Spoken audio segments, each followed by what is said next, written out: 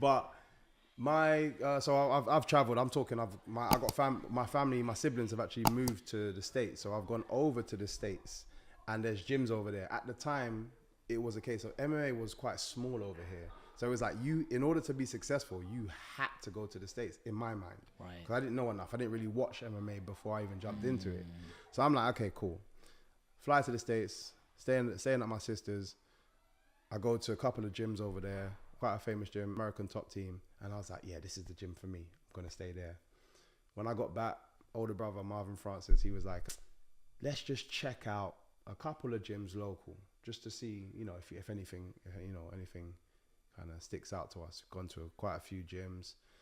I was like, yeah, I'm not really feeling it. I'm good with energy, so I'm like, nah, I'm not really feeling it. Gone to London Shoot Fighters gym. Okay. And I walked in there. I haven't even met the main coaches there. I've just seen how the classes are being run. I'm listening, like, as much as I don't know what I'm listening to, I can hear sense. Because I used to teach myself. When people, how they structure their teaching and how they're telling you and how I'm like, oh, these guys are good. Right. I didn't do any research on them. Didn't know. Flash forward to come to find out that these guys are not only that they were the first MMA gym in the UK, and they've been doing it for years. Their knowledge is ridiculous.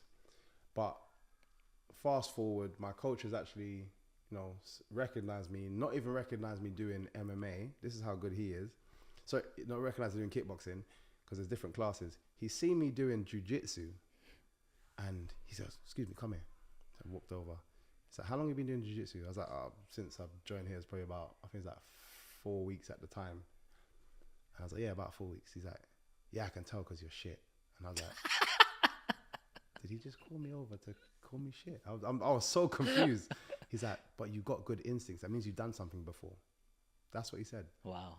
So how can I be getting my ass handed to me and that he said, you just seem to understand when you're in danger. So yeah. I know that means you've done something.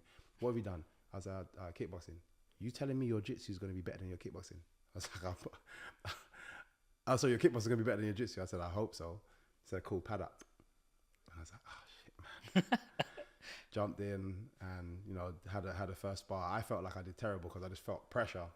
And in my mind, I feel like his response was accurate to how I felt, because he was like, okay, cool, take your gloves off and go back in class.